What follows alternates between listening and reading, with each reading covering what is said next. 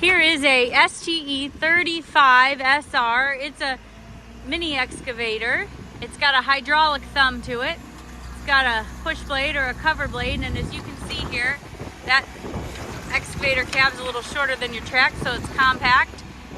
It does have an enclosed cab. There is, we believe, air conditioning and heat. We're double checking on that. That window slides open and close there. There's your hydraulic thumb.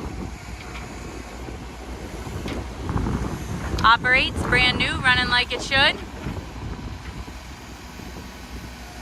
Alright. This has got a Yanmar diesel motor to it.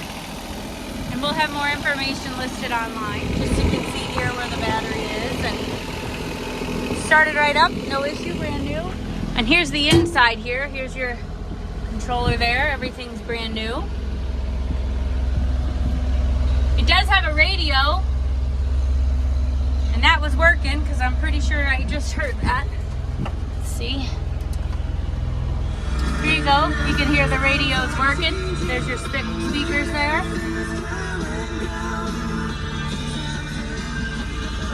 And it is an enclosed cab. Windows open. You can see that going in real time.